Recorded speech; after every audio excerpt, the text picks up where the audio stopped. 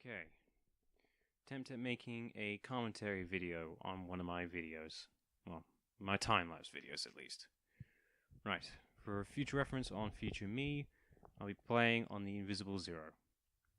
In 3, 2, 1.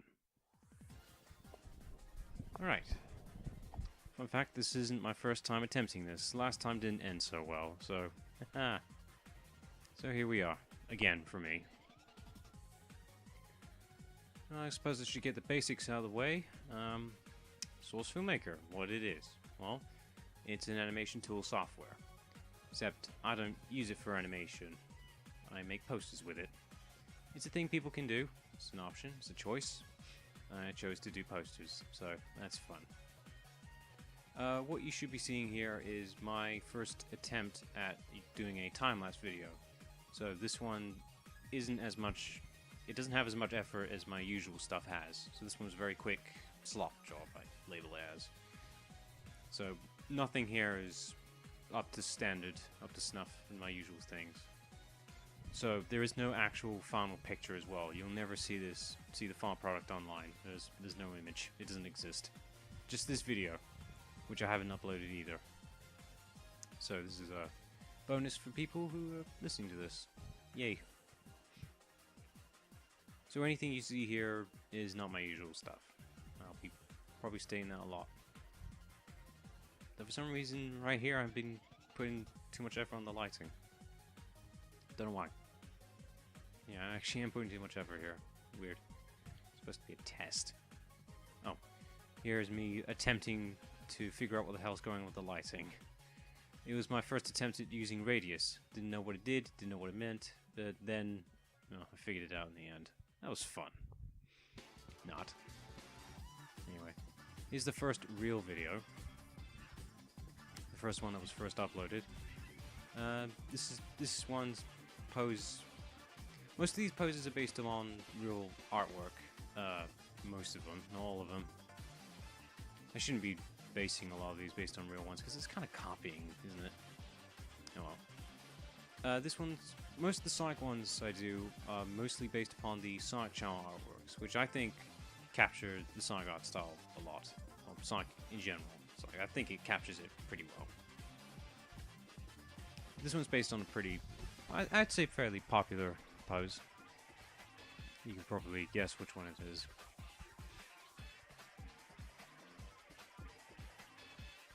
I'm probably going to be stating the obvious quite a lot here, so tolerate with me, I suppose.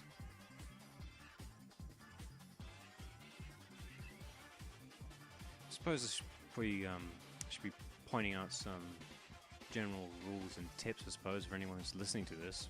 If they're ever going to listen to it, or I ever uploaded this one.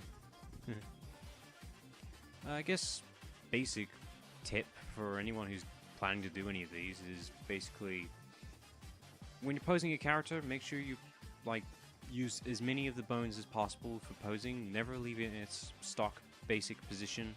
It will look bad. Guaranteed, it will look bad. Unless you're I don't know, if the character was already standing, then yeah, that's fine. Just make sure you move the majority of the bones. That's just a general rule for me. Sometimes I ignore it though. But, yeah, that's me. It's my choice. Also another tip, I definitely recommend this. Always move the fingers, like the posing and everything. Never leave them stock or base, because it will look bad, it will look obvious that you didn't bother moving them at all. Never leave them base or standard, stock, whatever. Because hands don't look like that normally, do they? It may be tedious and annoying to deal with, but I'd recommend doing it anyway because you end up getting a better product in the end. So, put the effort into it. It's definitely worth it at the end. I also have a general rule for when I'm spacing out the fingers for any of the characters in general. But this one applies to Sonic the most because this is the model I use the most in general.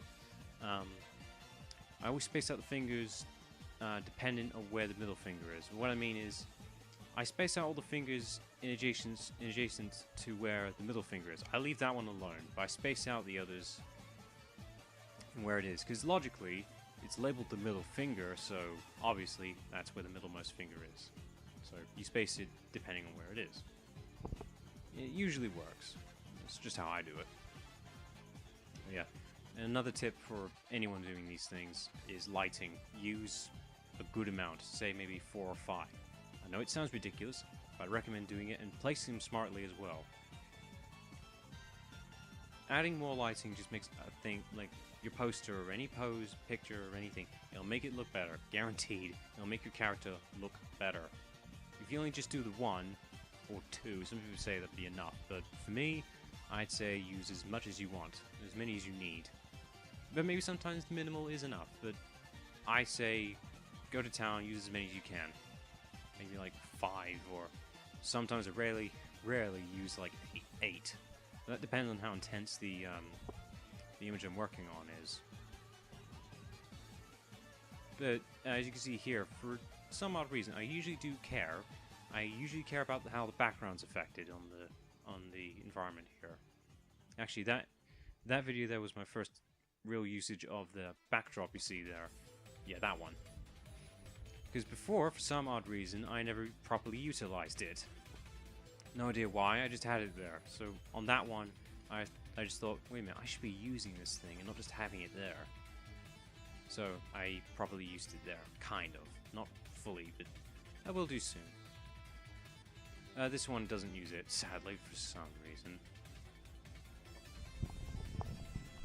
This one, Metal and Sonic, is a fairly popular picture for some reason. I don't know why. It's probably because it's just Metal Sonic and Sonic. They're two popular characters in the Sonic series. I guess that makes sense.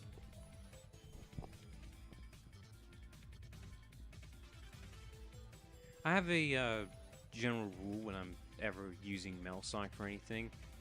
Because he's like a robot, duh, he has to follow rules of how his mechanics and such works, like in the technical aspects. So like none of his limbs should be clipping through his arms. Or such, you know, like when you're bending them. It can only go so far before it starts clipping into the limbs. It's the type of attention to detail I always have. It's just me, that's how I am. Because he's not organic or anything. He doesn't have like the bendy limbs that Sonic has. The noodle limbs, as people nicknamed it. So I have to follow that rule, or else it will look bad in my eyes. To say like his fingers, they don't spread out or open wide in my eyes, in my head. So he only goes like up and down for the fingers, and that's it. You can see me adding a light to his eyes. I've just kind of figured that out on the spot there to make his eyes glow. In a later pick, I'll be properly utilizing that later on. You know, with the main trio.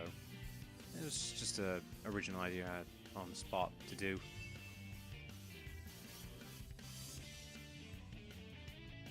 In the posing I'll be doing here for Sonic and Tails, it'd be in a fist bump, or motion I suppose, pose. It's not the first time I've put the two characters into this position, because as I've stated much earlier, that this is Source Filmmaker. It's an animation tool, not a poster tool or a 3D tool. It's an animation tool. I attempted to do some animation for this. I've had very, very little experience with animation, especially with this tool. I'm familiar with this tool for doing posters, but not for animation. I have no idea how it works.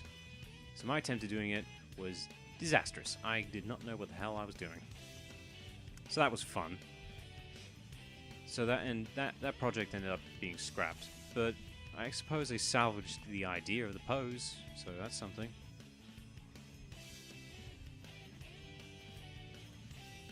It's that project wasn't the first time I did animation. There was a animation I did, very short, very brief, like 2 seconds long, of doing mouth syncing for a voice line from Team Fortress. That was fun, but I still didn't understand what the hell I was doing. I was just kind of winging it and making it work. I didn't really understand what I was doing. I thought it would apply to doing the main one of doing the fist bump thing, but that just did not happen. Kind of annoying myself with that, but maybe one day I'll do a proper one. Never know. You may notice I may ramble a bit here in this commentary. This is like 40 minutes for me, so yay. Some of you may be skipping this, maybe not. have fun, do whatever you want. Oh, the pose I'm having Knuckles here in a second, when I'm moving his left arm, it's going to be behind Sonic's back for a second. It was an idea I had just at that moment. It's like, maybe this would work. But in the pose that Knuckles is at, I couldn't really properly convey that Knuckles was going to punch him. Because the pose he's at right now is like, I don't care pose. Like, that could work. But it's like, I couldn't... I wasn't satisfied with the pose he was at to properly convey that he was going to punch him. To me. Maybe I could have, but I don't know. It was an idea that just didn't happen. Maybe something in the future I could do proper. Oh well. You can see me being very, like, attention to detail to make sure the characters are actually properly level on the ground. Because you definitely don't want your characters floating in the air for no reason when the ground's right there. You know, it's that kind of detail I always focus on about.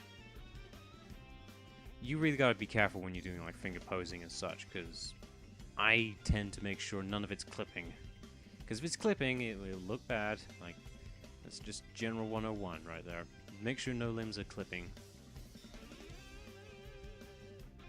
You know, there was a phrase I've heard from, like, if you listen to the commentaries on, like, DVDs and such?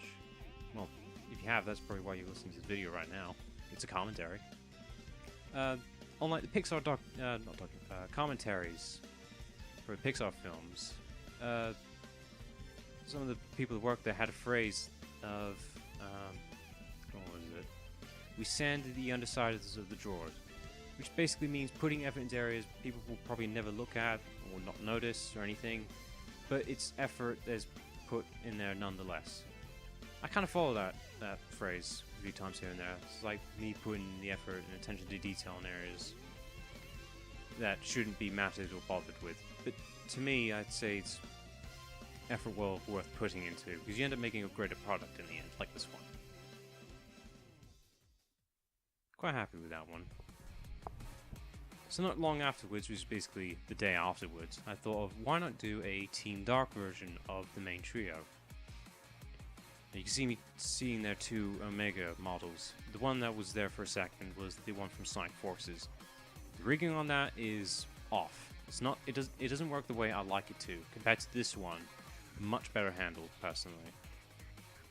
It just works better for me. It just works.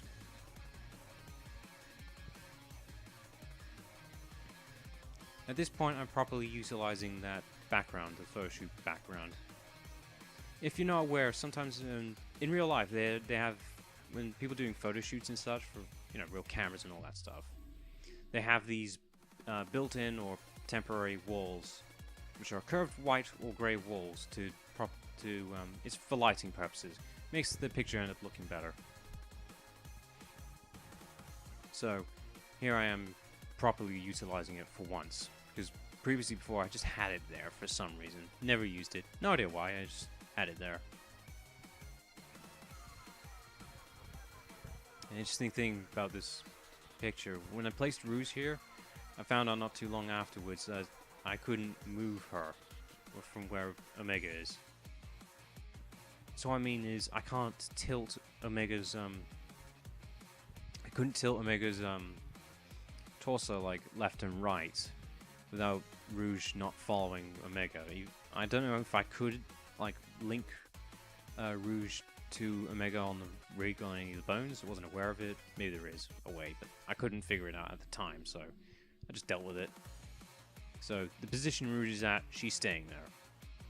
I mean, I can move both Omega and Rouge like forward and back, left and right on their position in the world, but I couldn't move their bodies, like adjust them. So, yeah, had to deal with that. I was gonna have Shadow here, like, looking away from the group or towards him maybe, but I ended up posing him looking at the camera because it looked better. Some of these are ideas put on the like original ideas. I have an idea, I just go ham. I don't plan these, I just have an idea, it's like, I'm gonna do that. And that's how these happen, really. Have you ever tried doing the shadow arms crossed thing? Because it's physically impossible for in a 3D model. You have to do it like that. Like, a half-effort version of crossing his arms, because you can't actually physically do that. His arms aren't long enough to do that. His hands are too big. So you have to do that instead. So feels lazy, but it's literally the only way you can really convey it. I was gonna have the camera like positioned how the main trio was done, but in this one, it just looked better like this.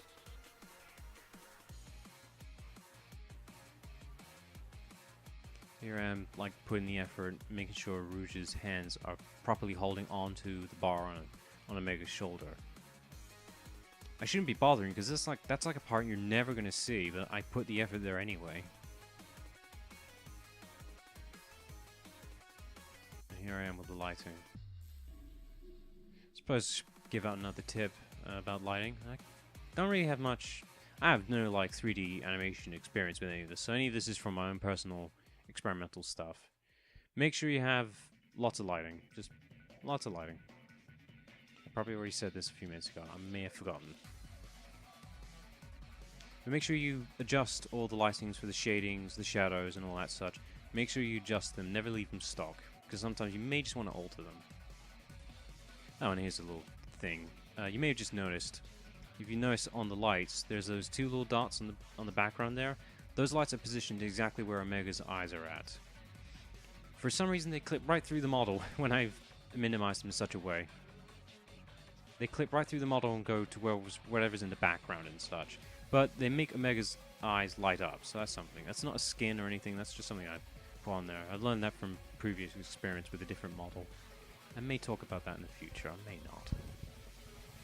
The one downside to that is, if you may have noticed, it showed up in the background. In this picture, in the video, I've forgotten to pose Rouge's wings. I completely forgot about them. The far picture, I've posed them. In the process of posing them, where Rouge's wings are exactly where the lights would show up. So, off screen, I spent like 10 minutes figuring out how to make sure Omega's eye lights don't show up on Rouge's wings. That was fun, he says sarcastically. And here's an idea. I thought of utilizing that whole eyes light mechanic, well, not mechanic, just an idea, and properly using them for something more in a dark lighting setting. It's not the first one I did. The first one I did was with notification. The first one I did was with the Dark Sonic picture, which was probably one of the early images that utilized the volumetrics feature on Source Filmmaker. I didn't learn for that for quite a while, so that was great to figure out. Basically, volumetrics is like, say, spotlight light. You know, it's like super filtered and such. Or you can even use it for like natural sunlight and such. It looks much better than just lights. But you can see me using it here to highlight the back of Metal Sonic. It gives a great silhouette. The first time I did it was with Dark Sonic, because I wanted to just do it because I thought it looked cool. You can see me here applying the lights onto Metal Sonic's eyes, and you can also color the lights any color you want. So you can just have like a tinge of yellow for sunlight and off-white and such like that. But here I'd recommend just using pure red and dimming it down. You can do a really good glow effect on Metal Sonic's eyes. You can use it for anything to have a glowing light effect. Definitely recommend that. You can see me here trying to effort my way through making a an overhanging light on the top of Metal Sonic, which I think I should have kept, but I didn't for some reason.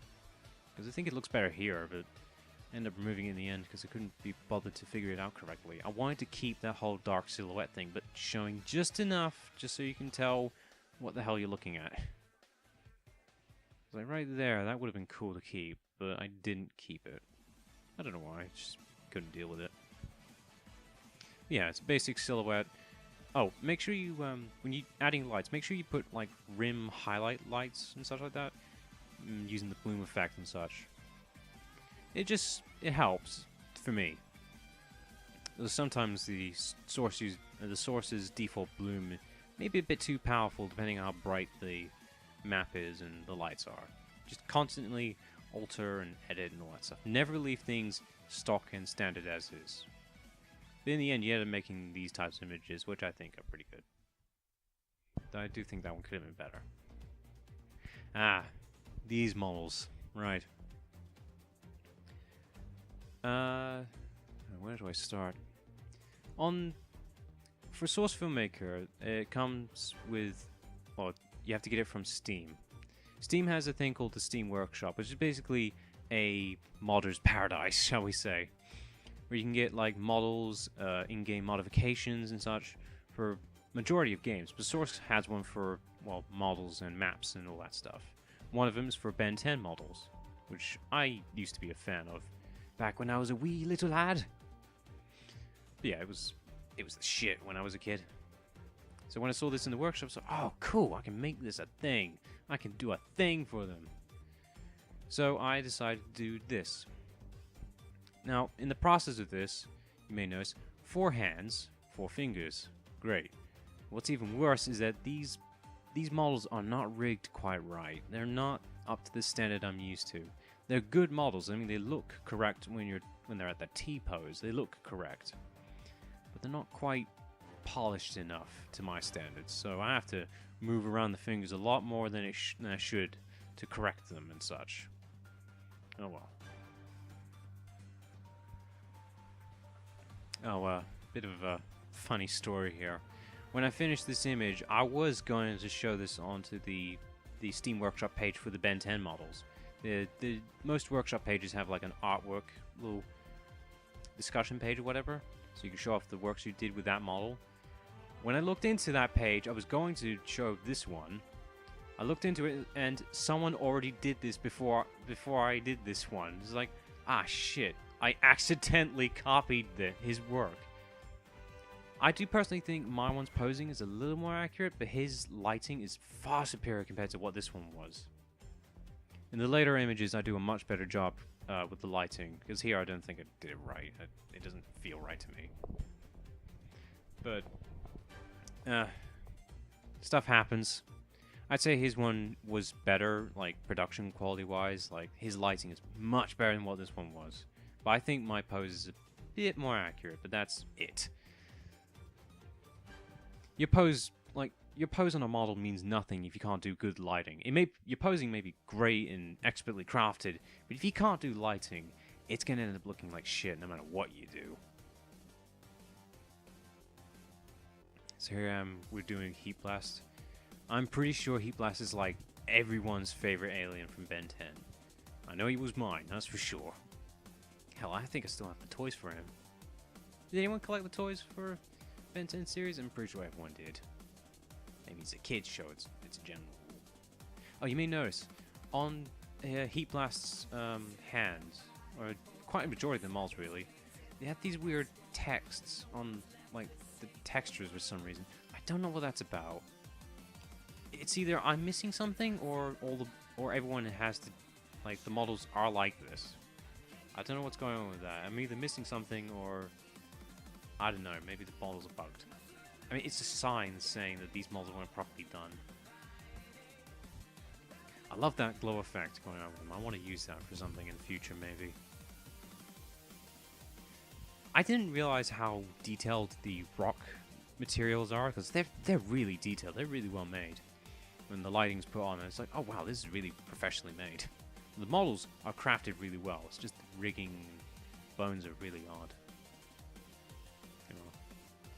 The benefit with Heat Blast's, like the flame lava parts, they're already glowing when in the proper lighting, so just adding the extra lighting just makes him really look like he's on fire.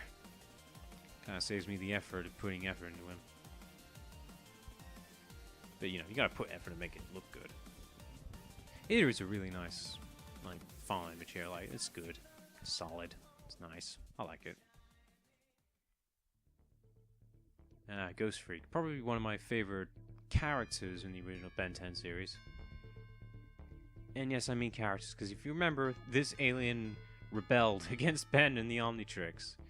He broke out and became his own character, so that's just a coolness factor in him, isn't he? If you really go down to the pure concept of what Ghost Freak is and what he can do, he's literally just a ghost. There's nothing really special about him, really. I mean, how's that qualify as an alien? Though I guess when you're going with the rules of aliens, anything exists. Yeah, Ghost Freak here was a really quick and easy job, considering that he doesn't have legs and he's just floating. That makes things a lot easier. You don't have to care about his position in the world, you just place him in. If you may notice, I'm properly using the volumetrics for the backgrounds instead of doing a light for the background. The whole idea of these Ben 10 recreations was just posing them based upon the transformation scenes, because I thought it'd be cool. Though, unfortunately, some of the transformation scenes aren't as good as I remember them being, so I ended up doing official artwork for some characters, like Ghost Freak, because his transformation scene, at the end of the transformation, really isn't that creative or good. Hell, I think the model was a bit off, to be honest. If you can see, his Omnitrix symbol is clipping through his body. No idea why. I can't move it. I can remove it, but I can't move it. So that's staying where it is. I can't do anything about it. Diamond Head. Model's a little off for me. Like, personally, I think the head is a little too wide. That's just me. The mouth could be done better, but besides that, I'd say it's on point. The only major issue, like ruining factor for me, fingers are really, really odd, because he only has 2 moving joints on the fingers, not 3. Every other model has 3. This one only has 2. I don't get that. Oh. One benefit with Diamond Head's design is that all his limbs are segmented, so it doesn't matter where you pose him, it will work. So, say the arms and such, doesn't matter how much you twist it, they're segmented, it doesn't matter. Yeah, Diamond Head's hands are weird. They don't work like I imagined them to be. Oh well, stuff happens.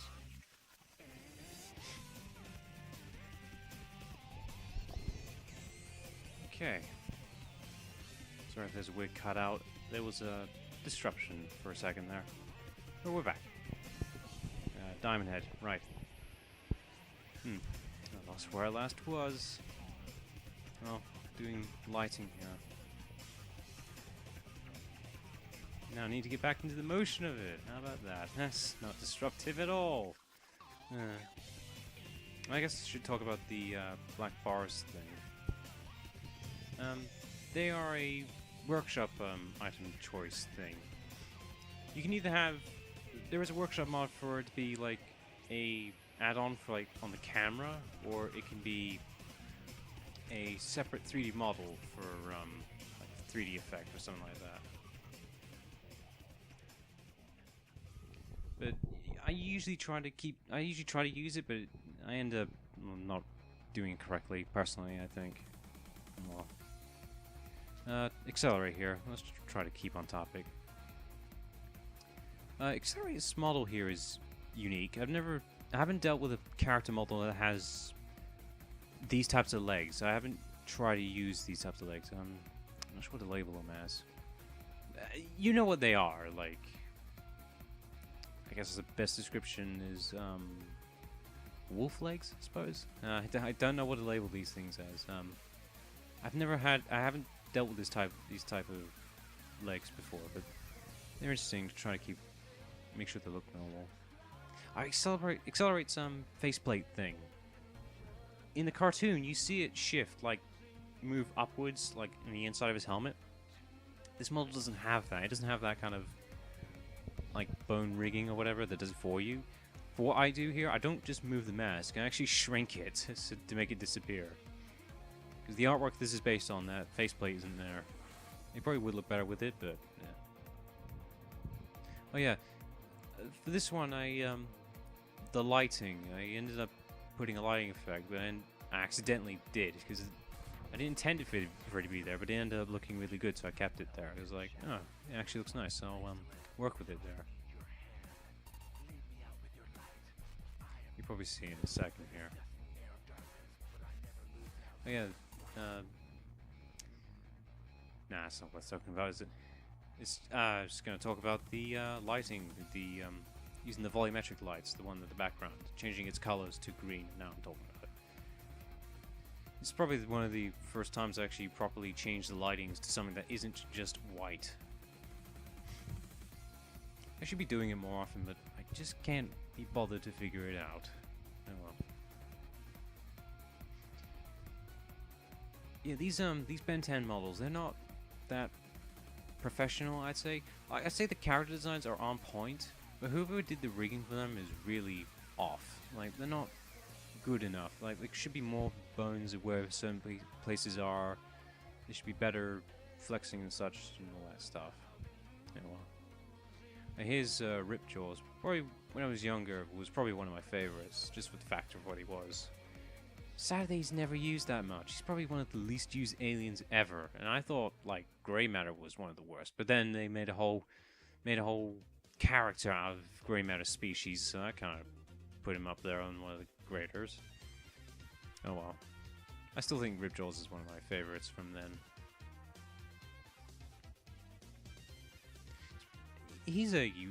Ripjaw's model here was very unique because for some reason the bones for Ripjaw's tail and legs was showing up when switching him around, so that wasn't annoying to deal with for this thing.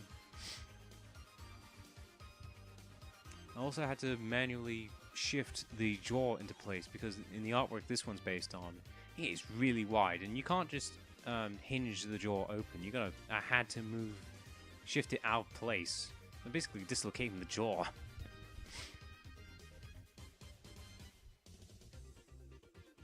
I think this one I did pretty well, lighting and everything wise. Although this model, for some reason, they put a lot of effort into the textures for the scales. Like, they are really detailed. Like at a distance, you'll never see them. But, like, if you look up close, they're really detailed. There's no reason for it to put that much effort compared to all the other models for the Ben 10 thing. They are really detailed. No idea why. I mean, it's the same thing I could say about Heat Blast, but that one's like subtle, you'd never notice. This one, you can see it. It's like, why? Why put so much effort here? Oh well. Appreciate the effort, but this amount of detail is not necessary. There it is.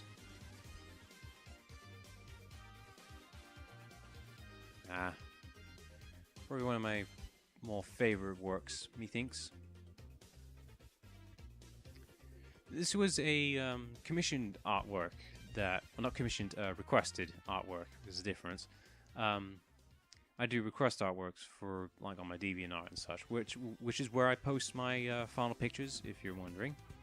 There should be a link of it on the channel page, if this ever gets uploaded or not. That depends if I'm feeling for it.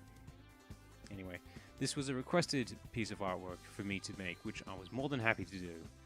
It was going to feature Mighty in it, but there's no model that exists for it. Well, there is on Gmod, but it's not a very good one, and I couldn't get it to work on here, so I had to ask the person that asked me to make this to see if the person wanted me to do a different character or exclude him or something like that.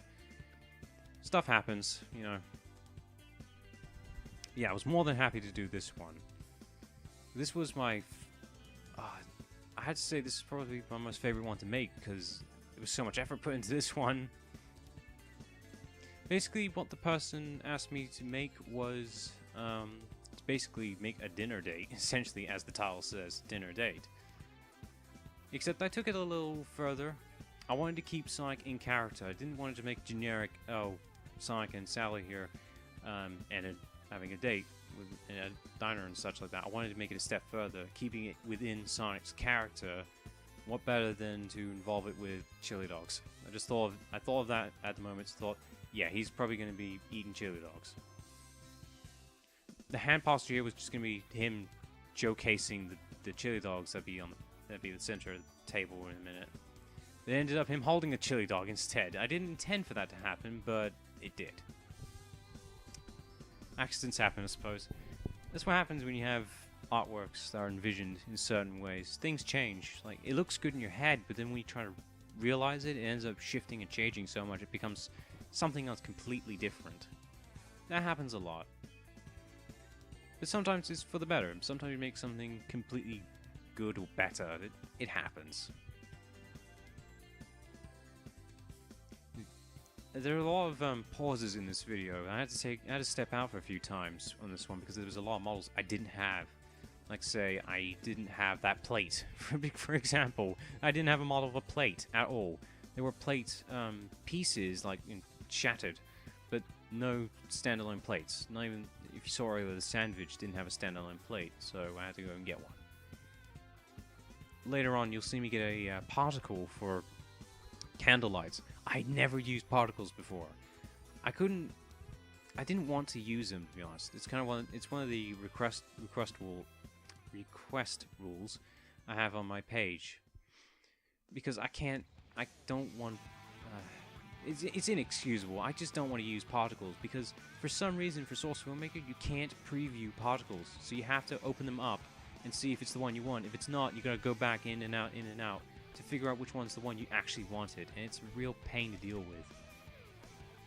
But for this one, it was a real basic one, a real simple one, and I knew exactly the one I wanted, so I got the result I wanted. But this is the reason why I can't do particles, is because it's a tedious process to figure out which ones you actually want.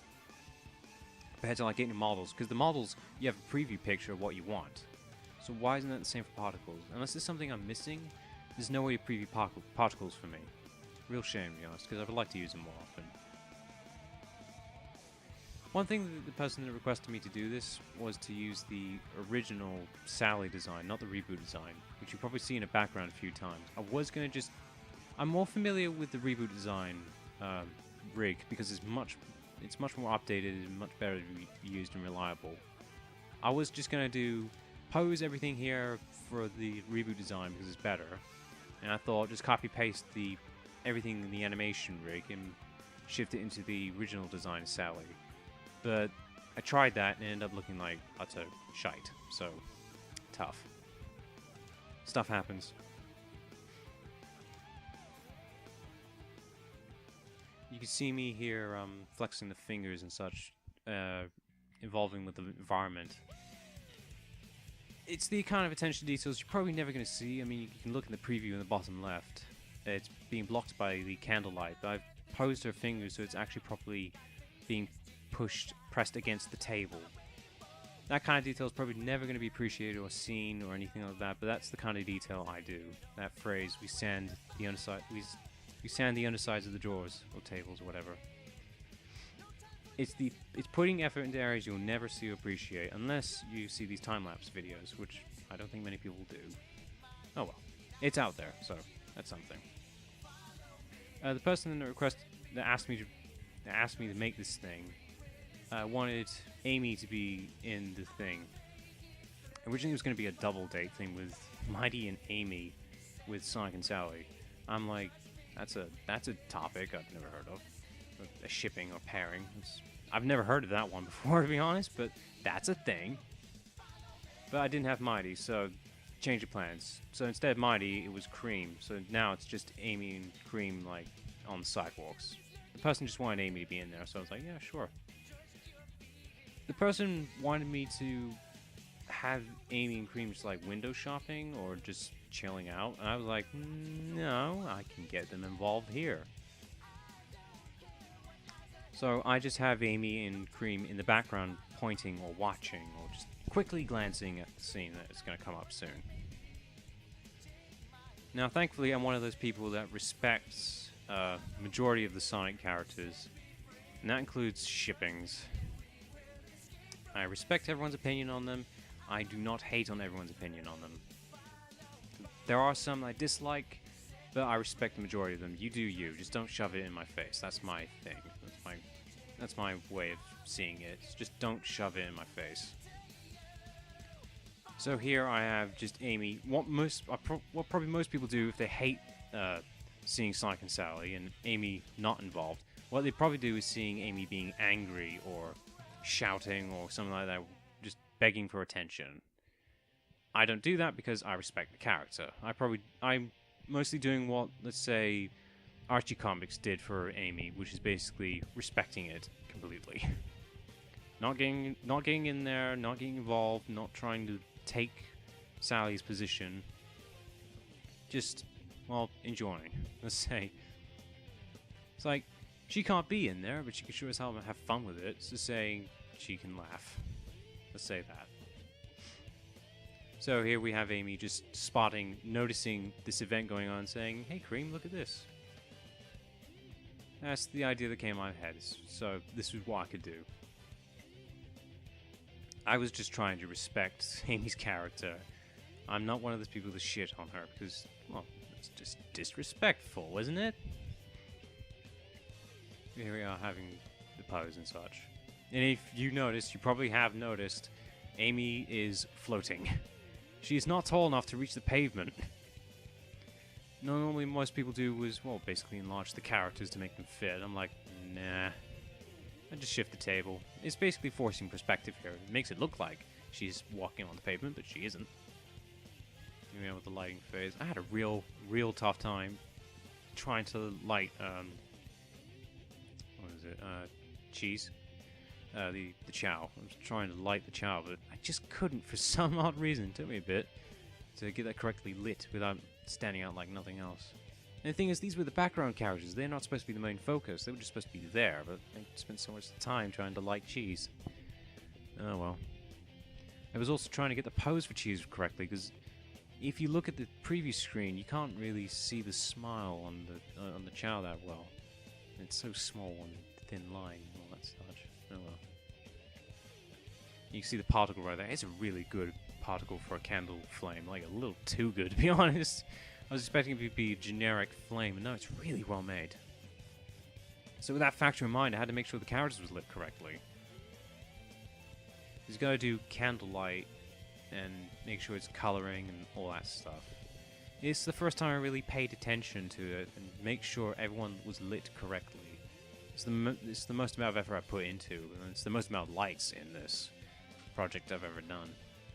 And it's the first time I've ever used a particle. Like, I'm happy with how I've treated that particle. It's just the one, but, you know, it's the first time I've ever used one in a project like this one, and I'm quite happy with it. We're now nearing to the end of the finished product soon.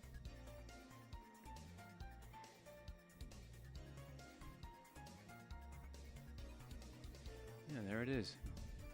I'm pretty happy with that one, and I hope the person that requested that artwork to be happy with what I made, because I put a lot of effort into that one. Here we are with the last one, I think, which is Stinkfly. Hopefully I'll do more of these some point soon, when I make more of these. Probably need quite a few of these to do another one. Stinkfly is a unique creation of a model, I'd say.